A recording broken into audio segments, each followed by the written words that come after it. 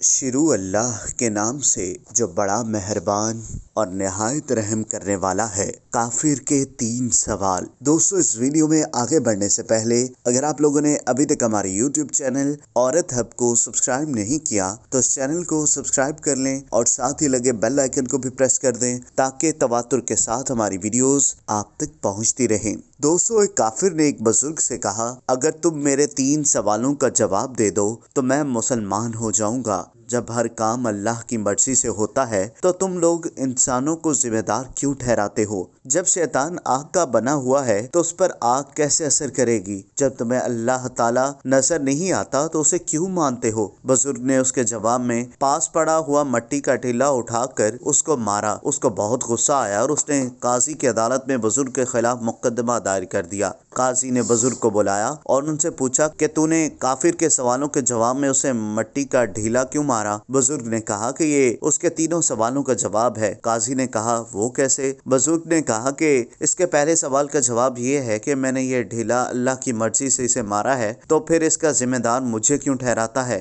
اس کے دوسرے سوال کا جواب یہ ہے، انسان تو مٹی کا بنا ہے، پھر اس پر مٹی کے ڈھیلے نے کس طرح اثر کیا؟ اس کے تیسرے سوال کا جواب یہ ہے کہ اسے درد نظر نہیں آتا تو اسے محسوس کیوں ہوتا ہے؟ اپنے سوالوں کے جواب سن کر کافر فوراً مسلمان ہو گیا۔ دوستو، جو اللہ تعالیٰ کے لیے اپنی زندگی وقف کر دیتے ہیں اور کس موقع پر بات کیا کرنی ہے اللہ تعالیٰ انہیں سمجھا دیتا ہے۔ دوستو، اگر آپ کو یہ ویڈیو پسند آئی ہو تو اس ویڈیو کو لائک کریں، کمنٹ کریں اور جاتے جاتے ہمارے یوٹیوب چینل عورت ہب کو سبسکرائب کرنا مت بھولیے گا۔